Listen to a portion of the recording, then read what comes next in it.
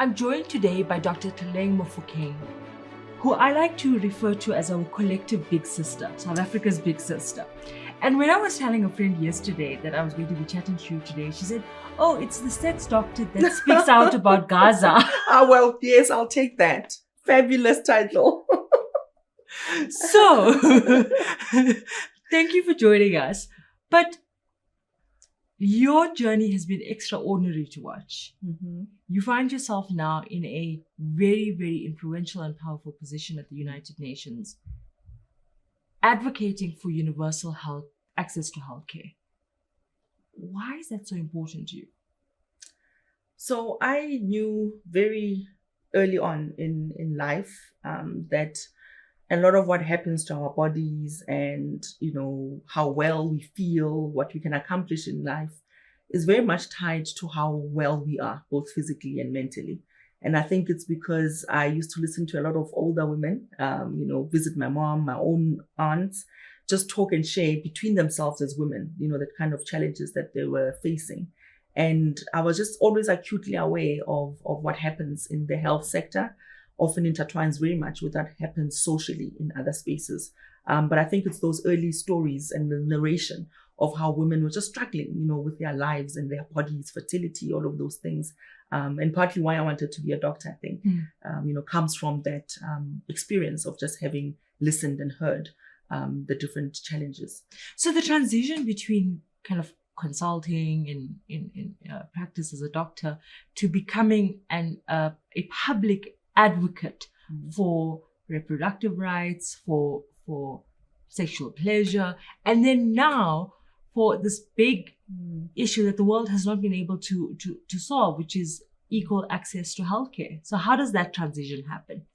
So then I apply, of course, to Nelson Mandela Medical School in Durban, and it was a political institution for me, and a decision that I took because of the politics of that institution.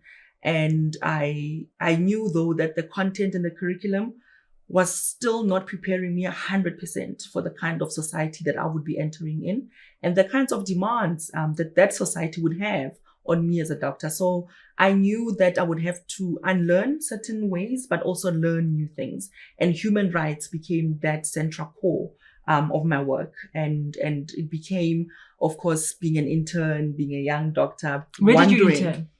In the West Rand, in Charlotte Maxeke in Johannesburg, and then I became a community service doctor in the West Rand. And so I was in many clinics. Every single day I had a different clinic in the West Rand. And that really was important for seeing also, what community health can look like. Did healthcare feature in your family? Was anyone doctors?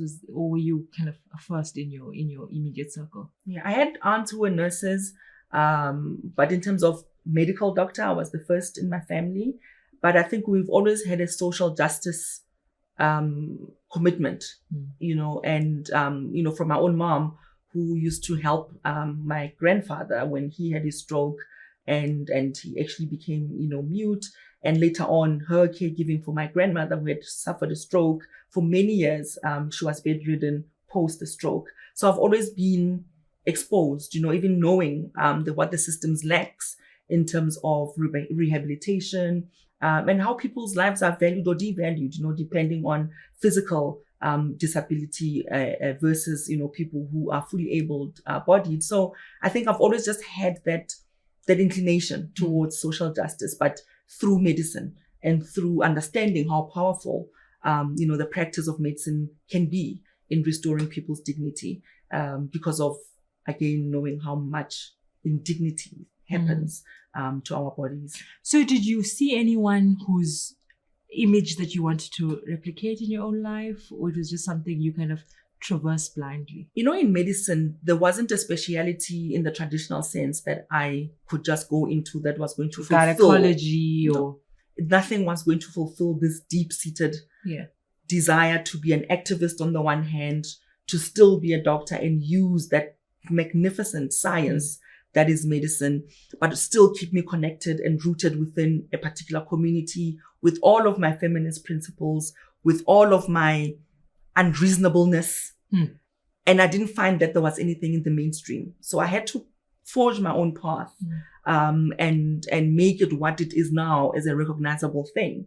And I've been blessed that I've had younger doctors saying, we see what you're doing. We also want more of that. And we also want to lean more onto that. And it has led me just beyond just informal mentoring to actual formalizing the mentorship and doing, transformational leaders retreats all over the country, but also now on the Africa continent, because we understand that intersection between medicine and humanities and why it's important, as doctors, as healthcare workers, to continue to advocate for our patients' rights, because our patients' rights are also our rights. I always say to people, there's no need to be combative with patients when they demand clean linen, nutritious, clean food, well-built facilities, because that's our healthy working environment. And so we need to be working together to build and demand a health system that's good for both of us, as opposed to being combative. There are people in these positions of power and authority making decisions that are bad for both of us. But we are the human face, unfortunately. We see each other and we see the failures of the system. But I think for me, it's always about institutional reform rather than looking at individual, punishment of individual doctors or nurses. Which basically makes it hard for anyone to box you. Yes. And so if there's one word that can describe you, what would that word be? Just one single word.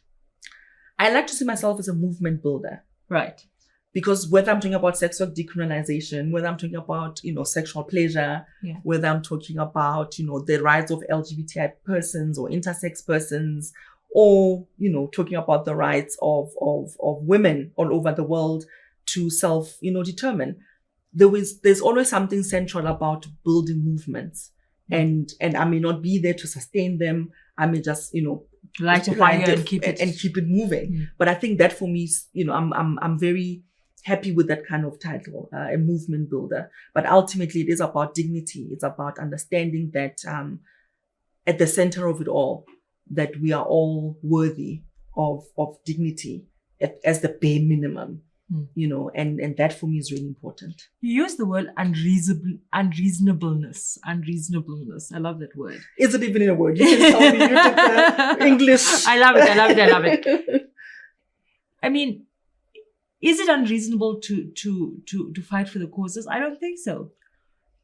And I think what's unreasonable is perhaps staying positive, right? And I often say, in spite of everything else that's going on. Because the world then very quickly boxes you into this angry black woman narrative, or this, raging feminist narrative. Absolutely. And so how do you own that unreasonableness? It's also because I don't know how else to be. I genuinely do not know how else to be. I've had teachers ask me all the time throughout high school. There's so many other things. You said you wanted to be a doctor from the moment you walked in. Surely you can be inspired by other things. I'm like, no, I really still just want to be a doctor. So I think there is that level of unreasonableness that is, of course, imposed on me. Like people see me and they say, oh, you're so unreasonable all the time. Or they're like, oh, there you go again, And unfortunately... Do you own it? Do you take offense to it? I absolutely own it. And I think it's necessary, right? Because the kinds of issues we're dealing with are about, violations of people's human rights. They're about violations of, people's access to education, to food, to healthcare, that erodes their dignity. And of course, I'm going to be unreasonable in fighting to correct that. So when people say you're a lot, how do you? Of course I'm a lot. Of course. How else must I be? Of course I must be a lot. You know how many people sacrificed, right? How many women walked this journey so that I can sit and be a lot. That's a fabulous thing to be in. That's the opportunity to be in a space where I can be all of me. I can say what needs to be said. And if a lot is it, then that's it. So you show up on this international stage now as the United Nations Special Rapporteur on Right to Health, which is a huge, huge responsibility. I mean, how is it that you show up? Are you intimidated? Are you scared?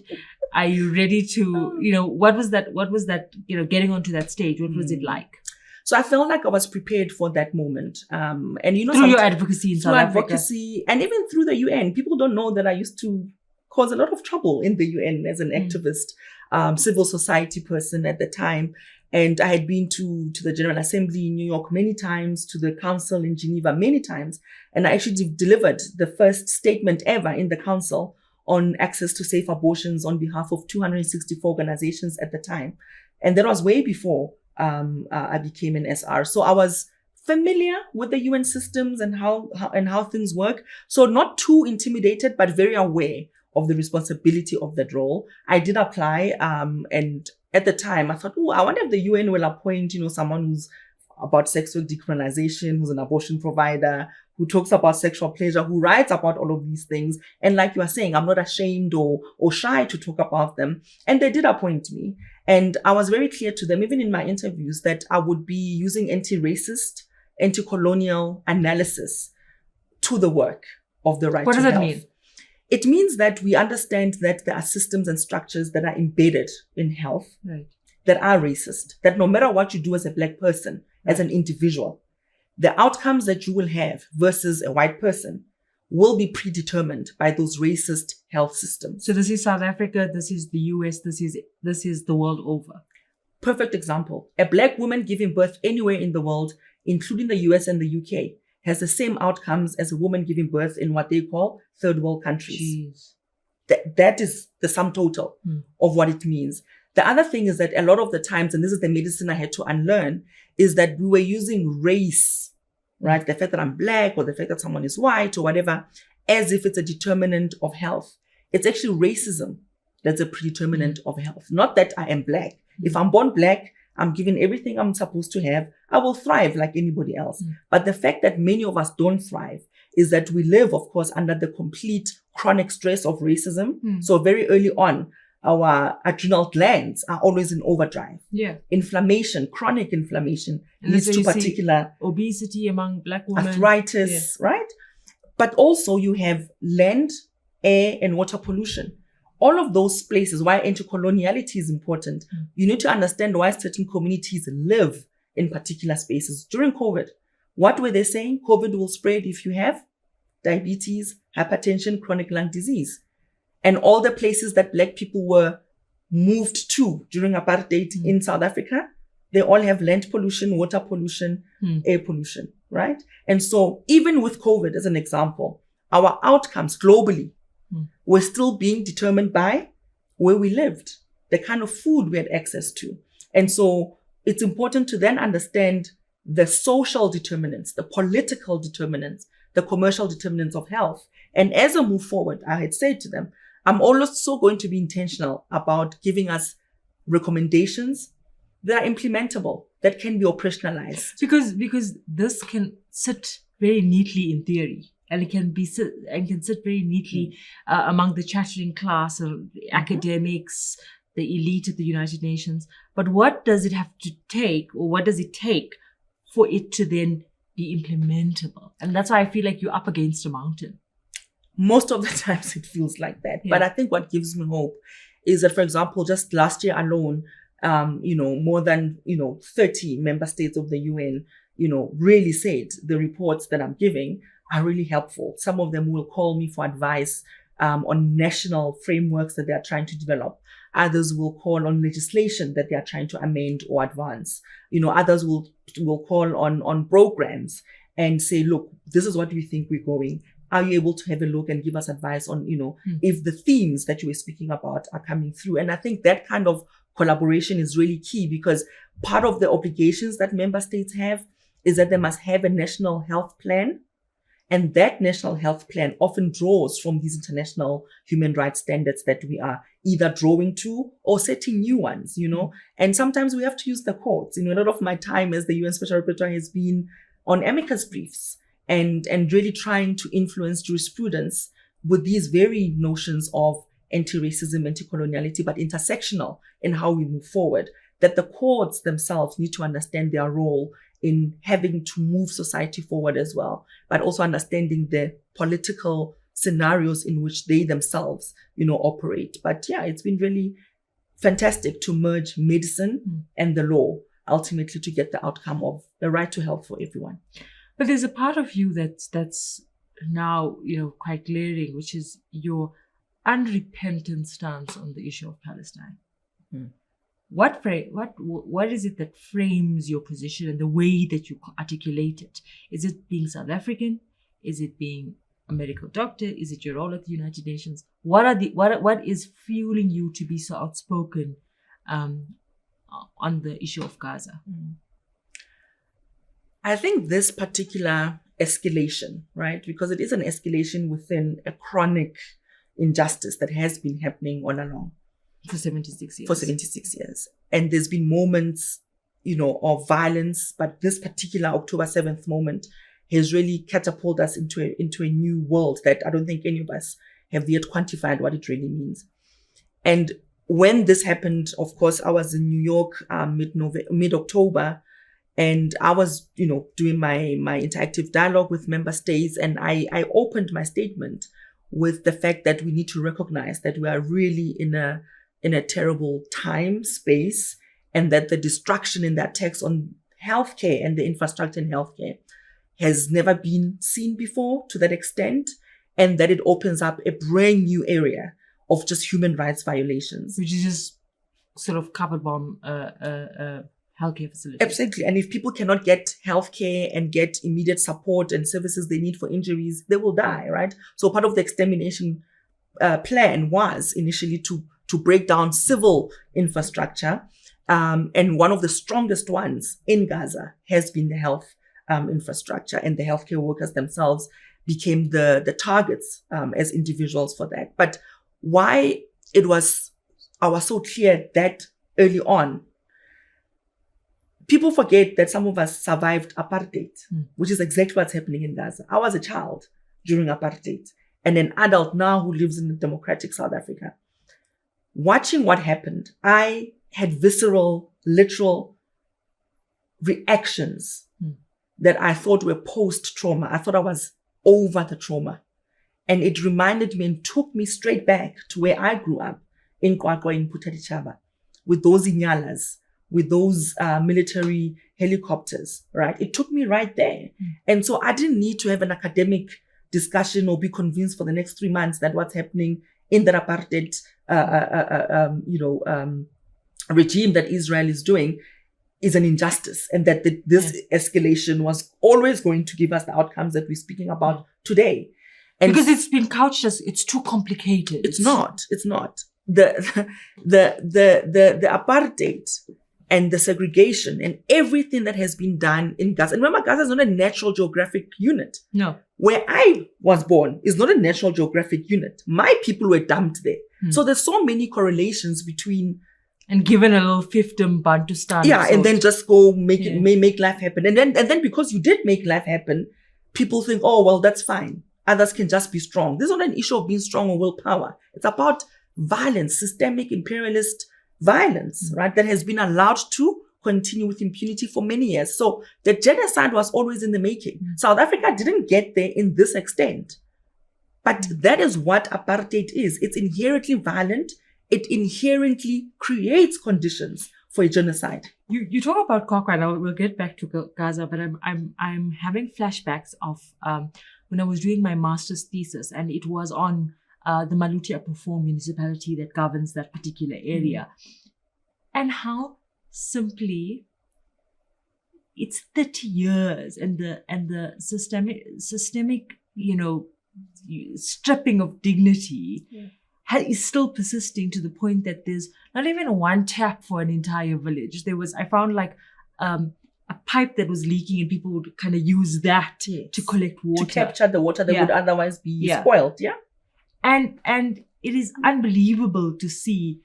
I think if you want to see the consequences of apartheid in South Africa's hinterland, I think Kwakwa is probably the best place to see it.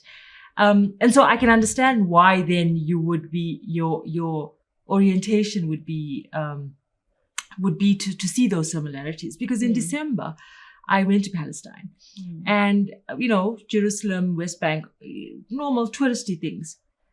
But as a South African, and that's why I say for many people who deny that Israel is an apartheid state, you just have to go there to see it. It's a very clearing thing. It's not it's not a complicated, convoluted, hidden thing. It's as apparent as these are the roads for the Palestinians, these are the roads, these are the water access to, you see the Bantustans. There's a physical wall in the middle of the country.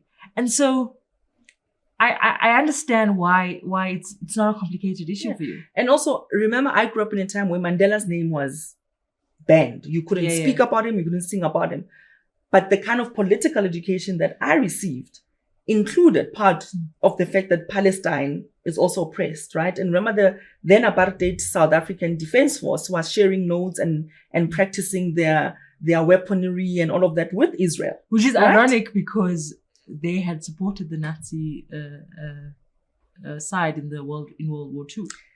And so the connections between the Palestinian fight for freedom, for me as a Black child who grew up in apartheid South Africa, can't be more intertwined, because I couldn't say Mandela's name, but I could learn about imperialism and apartheid and violence to the Palestinians and that story. So when Mandela then did come and became president, and one of the first places he visited was Gaza, and I knew and understood very well and deeply internalized the fact that our freedom is not quite fully freedom until Palestinians are free, right? It's not something I learned as an adult in the UN. I grew up as a child, who even the UN now, by the way, has dedicated this decade we are in as the decade of peace, the Nelson Mandela decade of peace. So there's a lot, right, that is just weaving through the history, but to the present. So when you go to, dinner parties or, in public, where people say South Africa has so much of its own problems, inequality, poverty, etc., barely can keep the lights on. Why are you picking a fight at the International Court of Justice to a conflict that has nothing to do with you? How do you react? It has everything to do with us. There are people who fought like hell for us during apartheid that we can sit here today and even have this conversation, you and me. Yeah. So the fact that you are at the United Nations and I am, I say this when I was at the International Court of Justice in the beginning of last year, covering the case at The Hague, was that the fact that 3 Black women were South Africa's most authoritative journalists on the matter was not possible 30 years ago. It was not possible. And for that, it was not just a walk in the park for a few people. It took generations of people. It took so much determination from people that we will never even know by name. And so because people fought like hell for me in Kwakwa and they didn't even know me, I have a responsibility to also fight like hell for Gaza. They may never know me. It doesn't matter. It's that injustice is injustice. And when you know about it, you have a responsibility to do something about it. And of course, there's a lot going on in the world. We could have taken a stance on many things, but we took a stance on this one. And so when others see others, it's up to them to take a stance on those ones as well. But it's important for many reasons. For our own history as a country, for where we are as the global community, it's important. And it's also important for the future of the world that we know we deserve. We may not be there yet, but we know we deserve. And that hope, that sense of there is something better, there must be something better, that's what makes us then take the stand. And we must take the stand. So I want to get to hope in a second, but when you look at all of these developments in the world around just, there's no attempt to hide the injustice anymore. Does it scare you? It does. And that speaks to power, right? And how people in powerful positions, and I mean political power, social capital, literal economic power, will misuse it when they know that there's no consequence. Or when they know that the people they are abusing, there's no one who's going to stand up for them. Everyone will just look away and be too busy with their own lives to care. And that's where we find ourselves as a world. And that's why that ICJ moment is very important. It's a signal. It's a first step to correcting the impunity and the injustices of the past. It's for others to also put on the next step and the next step until the whole road is paved. But we have to start with the laying of the first brick, right? And so that's what all of these moments of opportunity, of advocacy provide us. It does it not feel sometimes that you just that brick is so small in comparison to the size of house that needs to be built. It's true. And then for me, it's then what's the alternative? You know, what's the alternative? And so you move. But then you have, Trump cutting US funding, where people are literally going to starve to death either in Sudan. South African, poor South Africans may not be able to access HIV treatment in the way that they used to.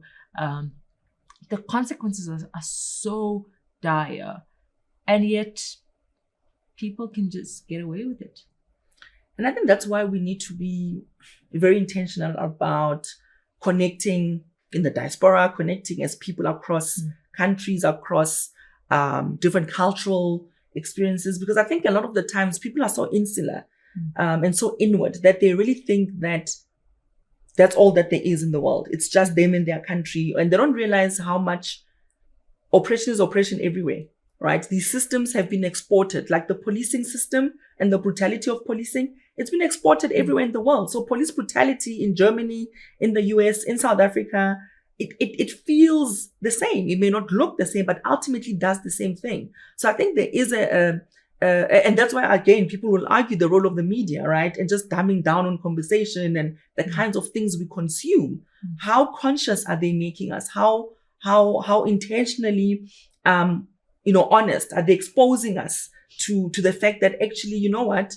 The anti-blackness is not going to serve you just because you're in America, right? And you think you're not a black person in Africa who's going to experience racism. The anti-blackness, it draws from the same cabinet, But for as long as people see themselves as exceptional, it's going to be harder for us to form those movements, to form those collaborations. South Africa has it in relation to the rest of the continent too, that exceptionalism. Yeah, and we need to own up to what it means to have the history that we have as a country, what kind of responsibility we have towards, the rest of the Africa continent, but also more broadly, I would like to speak about Africans everywhere in the world, because no matter where you go, we are still at the bottom of the food chain. Does the world scare you? The world is full of promise and bountiful, and it's never not going to be enough for all of us. But I think what scares me is the people who are in these institutions making decisions on behalf of all of us. That's what scares me. What keeps you up at night?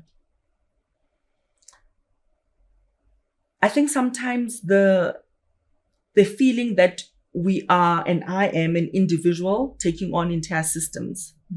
And there is a sense that maybe, and it's a truth, things don't move fast enough. We didn't stop the bombs in Gaza for more than 450 days.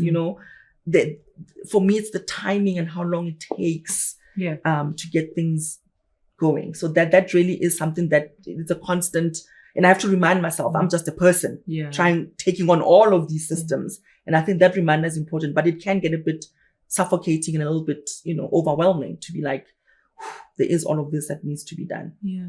Someone said something quite interesting to me the other day. They said you have to separate your fight for justice to the outcome of justice, because you have no control over that. So the fight for justice is a recurring thing. Whether that justice happens today or tomorrow or next year, you have to be committed. And you walk the journey. To keep going. Yeah. And there's been many people who are committed. I am exceptionally committed to mental health in the space of journalism, and what cyber misogyny and online harassment has done to effectively threaten media freedom, right? But there's a point in which you have to kind of recoil, and this happened to me last year, where I was completely and utterly burnt out. And so my commitment to journalism, or my commitment to the industry, or my commitment to my colleagues was superseded by the fact that I was completely and utterly burnt out. So how do you navigate this monstrous task that you face versus, what your needs are? So I'm always very aware that the work mustn't make me so jaded that I'm unable to receive or even experience joy. So how do you do that?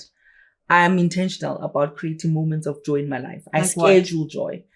So whether it's spending time with my family and my kids, whether it's spending very specific moments with specific friends for specific activities, right? So, I will schedule. By the way, I don't hike, right? Because I don't have land, so I don't walk on people's land, and land I don't own. So I don't do things like hiking. Listen, I could be, your hiking is traumatized me. No. But that's why, because you don't own the land. What business do you have walking up mountains and land you don't own? But, those are the kinds of things. And when my friends go hiking, they will do that, but they'll find me at the coffee shop listening to an audiobook or doing something. And, so I create moments where I'm also surprised and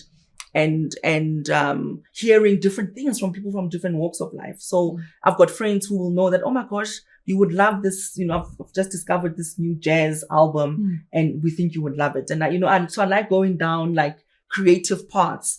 And I've got people helping me to discover those things. And you schedule time with your friends. So what do you do for fun?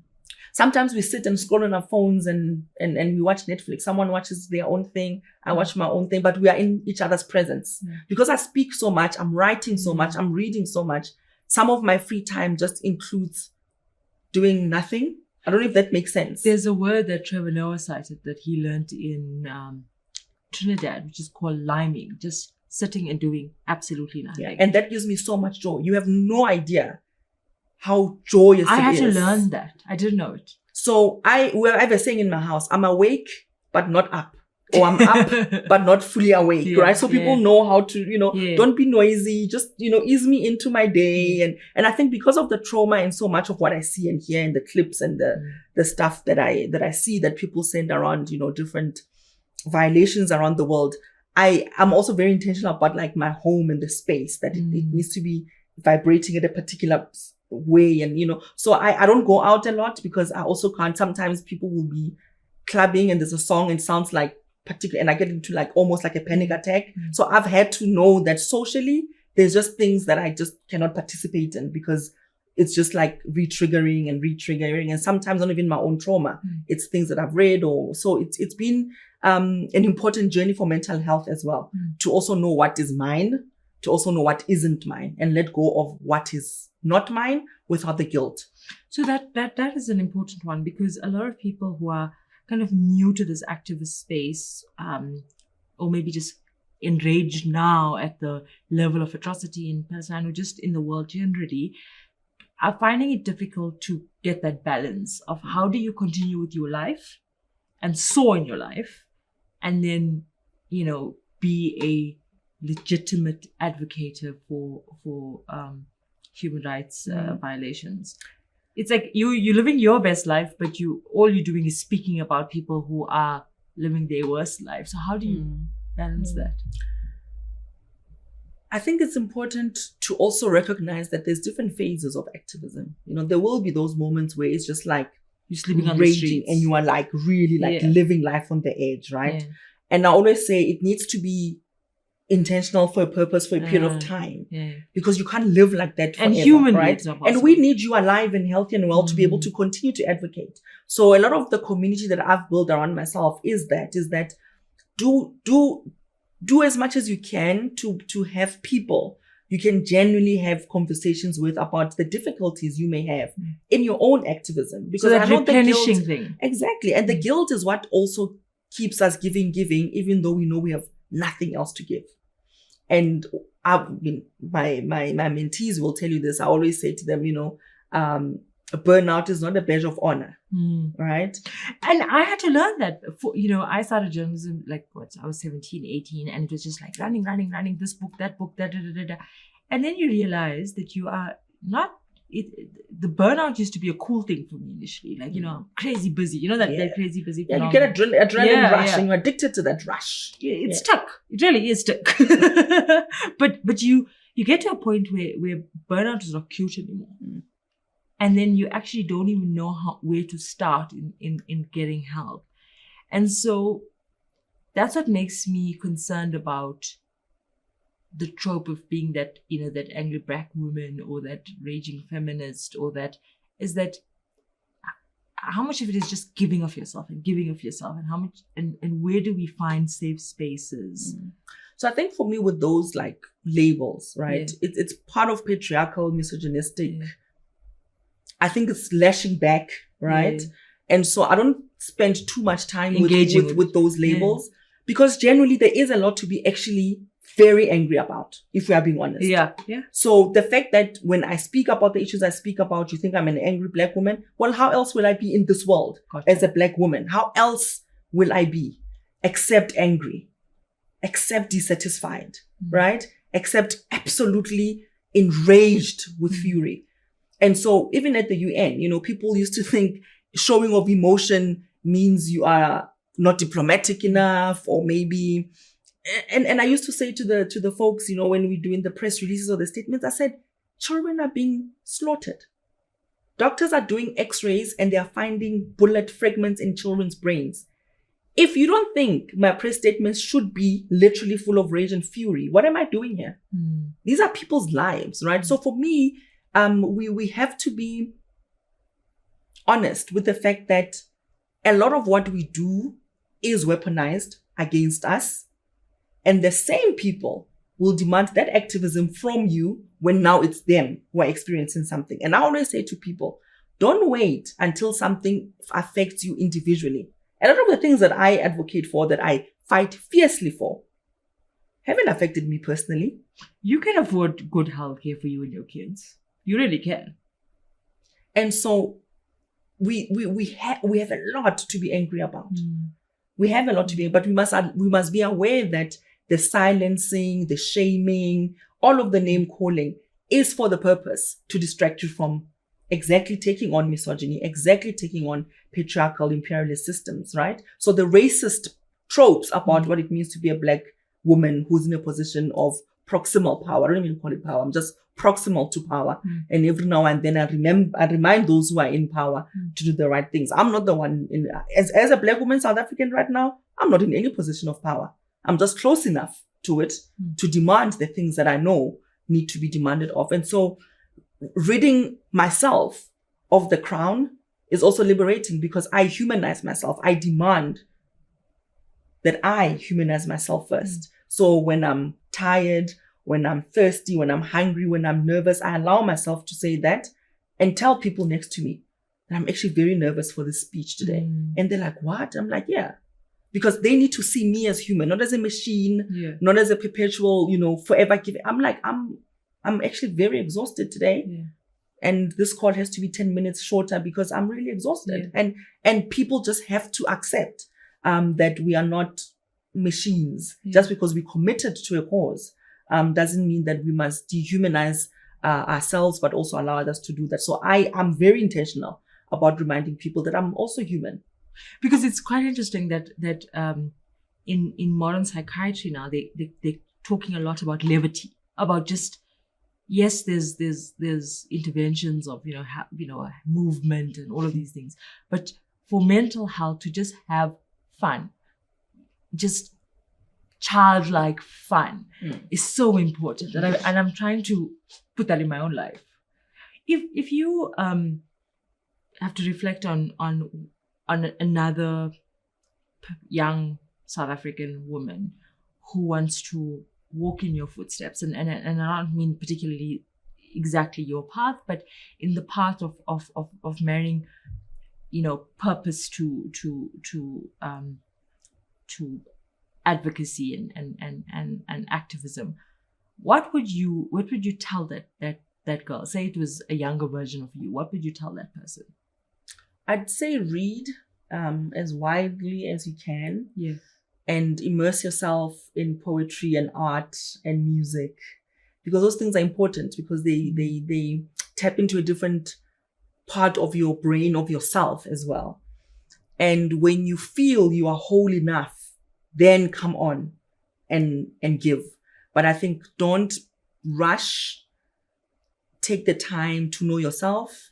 And I would say, find your tribe. Sometimes you have to make, your tribe. And how did you do that? It took a lot of time. And sometimes you are surprised because you think there are people, maybe because of who they are in their background, you automatically think they're going to support you. And then you get heartbroken. Then you're like, oh, but I thought, and then, so that too, like, it's okay to be heartbroken. Like, in fact, expect those heartbreaks. But if you are centered enough within yourself and you know who you are, it's very important. And I think don't go to the world to try to save the next person. Ask yourself, what skin in the game are you putting in? If everything was perfect in the world, would you still be doing this? That's a question I ask myself all the time. And I think it's knowing and being aware of your own positionality and your own power, right? That you bring to any space that you occupy, and be responsible, therefore, then with how you use that power, but understand what that means, But take your time. Take your time. Take your time. But there's this urgency among us young professionals where we just want to make it. Take a little chunk that's manageable, do good with that, and then, and then move. And then also, your own capacity. You also know what you're really good at. You also know the own assumptions you made about yourself, and you're not hurting people that you are saying you want to help, right? Because we have that other responsibility. Talk to me about that. Like, so know your limitations. Is that what you're saying? Yes, but also know your capacity. I think more than limitation, it's know your capacity. Gotcha. Right? Because it's going to change. Sometimes your life happens and you are now no longer perhaps physically able. Maybe you now develop a new impairment. Yeah. What does that mean for you and your own activism and your own work? Maybe the opposite happens. You now have all of these resources and you can make decisions about where they go. Take the time to consider things properly. Do your research. Find out who you can collaborate with, and then go for it. But I think for me, what's the most important thing, don't be a savior. If I don't see myself. I love that. But it's the truth. If I don't see myself in the issues of sex workers. Right. And the issues that I'm trying to advocate around decriminalization, sex work as a labor rights issue. If I don't see myself in that, I have no business being in that, because it means I'm just seeing them as women who are lesser than, who need me to save them, which is a very bad way to approach advocacy and activism. And if you don't see yourself in any of those struggles, also be honest about it, right? But there's a way that maybe your social capital, your class, your race, whatever, can perhaps maybe help push the cause forward. So be a good ally, right? Because being an ally is an active thing. We always say love is a verb. Being an ally is a verb. It's a doing thing. And you can't be a good ally if you're not aware of your own position, of your own power, and what it means in particular spaces. And that demands a lot of unlearning, I think. And that's why the taking of the time to know the self is so important. You have to invest that time in knowing yourself and what centers you. And what it is that you want to give to the world, and let that be your guiding path. For me, it's around restoration of dignity for the moment. I'm in the UN and there's particular methods available for me to do that. But that can evolve to anything else. It's going to. I'll be former SR in 14 months. Gotcha. Right? So what is the new Dr. Tlaleng Mofokeng going to be when she's now former UN SR? So even I'm taking the time now to already think about, who is that person? How is she going to show up in the world? What will she need around her? What kind of tribe will she need around her? Because it may be very well be different from the tribe I needed for this phase of my life. And so all of those things are important, to have them honestly with your friends, with your colleagues, with whoever is in this journey with you, to say, guys, I'm bubbling under. I always say to them, I'm bubbling under. And I don't know what's going to, come out, but there's definitely heat and I'm bubbling. And so we are all waiting in anticipation. But I love the thing that you say about it's seasonal, right? So for me in my 20s, I was able to give 150% to my career and to nothing else. And I always remember what Shonda Rhimes says. She says, when I'm thriving in one area of my life, I'm absolutely failing in another area of my life. So to understand that phase of my life was a building phase, for example. And then maybe this phase of my life is sowing. Sowing, and then now it's reaping. So I love what you say in that regard. Yeah, it makes complete sense to me. And I always say to people, I'm present where I am. So I may not know where I'm doing in 2 hours, but I'm here now with you. And that's all that matters, right? And so I think that's also important, to be present. Otherwise, don't come. If you are half distracted or you're worried about, then don't do it. Only do things that you know that you can fully be present for in the moment. And I can tell you now, probably when I get back to my laptop and there's a million emails and everything, and I'll deal with them at the time, because I've prepared myself and I've said, I have capacity for this. I'm going to be here and be present with you. And I will deal with whatever else is exploding in the inbox when I get to it, right? If it means it's tonight, Yes, but if it means it's tomorrow, I'm going to extend kindness to myself. And to be so quick to understand other people. They're like, oh, I couldn't get back to you. I got busy. You're like, no, it's okay. But why can't you also be like, actually, I'm feeling very busy and I need a break and I'll get back to people tomorrow. You know? What's a perfect day for you? Peace and quiet. When I wake up. I think Saturday mornings are the best because you still have another day of rest. So I love Saturday mornings. And I like just taking in the sun. I love feeling the sun on my skin. I love that a lot. And just watching random cartoons or putting on some background television and just getting lost in dreams. I love just daydreaming and doodling. So I have a lot of books, and I think it's because of travel as well, with lots of crayons, lots of different color stuff. I've just got into coloring and it's so nice. That's probably, it's a good thing, but it may be a bad thing, because if you like order, then you get obsessive about the pencils and the crayons and the things, which is my new thing, which I like. But a perfect day for me would be that. And I like cooking as well. So like, I really love cooking. I'm a feeder, apparently. And so having friends and family just enjoying food is really important. I like food as something that connects us, as an experience. And also when people feel so relaxed and so, in a good space, they talk and they share and they, there's that bonding that happens, I think, in that space that I haven't experienced in any other setting. So I love cooking and the experience of sharing a meal. Yeah. And finally, what gives you hope? What is the thing that keeps you keeping on? I think it's knowing that no matter how difficult things may seem and often feel, that they will get better. Like, there isn't a thing that does not have an end point. Whether it's joy, whether it's sadness, there is an end point. And I think that keeps me going, knowing that even if I did nothing, the world will always resolve itself. But now that I am here and I am able to do something, my hope is that we can get to justice quicker. We can get to that sweet spot quicker. And that's just, that's what gives me hope. Thank you so much for what you do. And your work that you do is absolutely important. But by being you, does so much for the rest of us. And it is absolutely inspiring. But more than that, it's you've given us a game plan. Oh, no. I really mean it. I'm not being facetious here. I appreciate it. I think that there's so many people in the world appreciate it. I think there's so many people in South Africa appreciate it. And I am leaving this chat with one thing, that me and all my unreasonableness. Yes. Thank you so much, Dr. T. I know you're busy, and thank you for all that you do. No, thank you. I couldn't be anything else. And today was really lovely to spend this time with you. So thank you for inviting me. Appreciate it. Thank you. That was the debrief. Please subscribe to our YouTube and join us in our WhatsApp community.